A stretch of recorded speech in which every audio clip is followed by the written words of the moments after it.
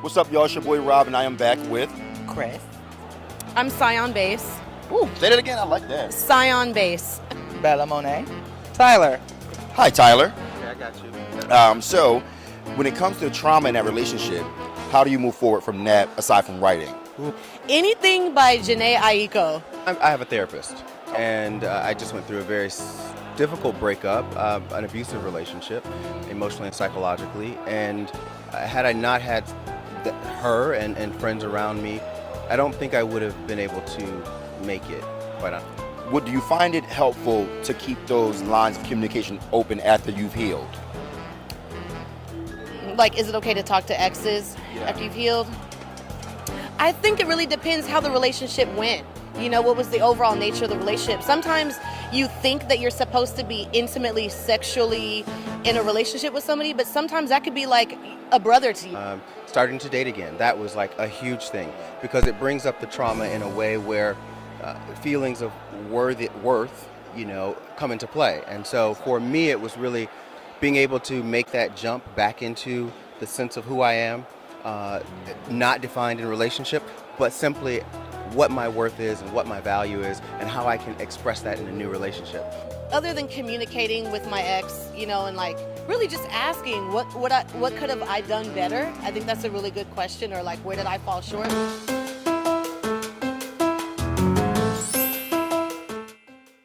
Would you ever date outside of your race? Absolutely, I would date somebody outside of my race. Depending on how much money they have in their bank account. Yes, I definitely will. I come from a very different background of I am mixed race. I am two different races, so like... And I was actually put out from like my own black community.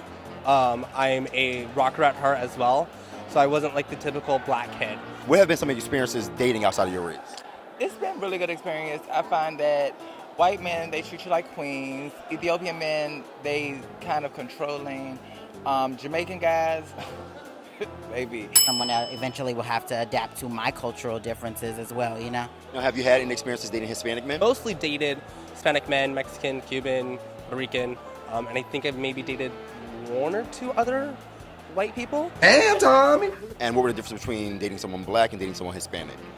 Personally, they're a little bit more cultured, so they, feel like very strong about their culture and things of that, nature. So it's kind of like, they may not respect certain things different, So how much money would it take to date somebody outside your race?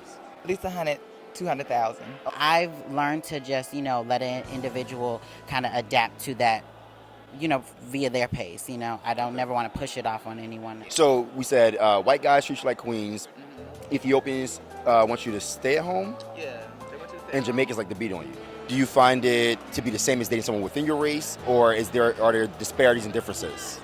So I think there's obviously disparities and differences dating outside of your race. So You need something new. Yeah, I always end up back with my thugs. And that's where it's at with the thugs. No, it's not because they broke. I think for me, dating outside of my community or dating outside of my race is normal because I wasn't necessarily a part of my race, if that makes sense.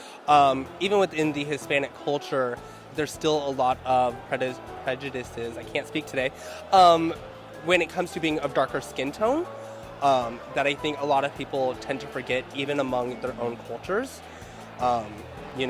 Even in Mexico, if you're a darker skin tone, you're looked at as of lesser, even though you are both Mexican. And I think that's really important to pay attention to. Well, thank you, Tyler, for talking to me today. Here with Scion Base. Oscar, and we out. We out of here. Look right at me. That ain't no problem.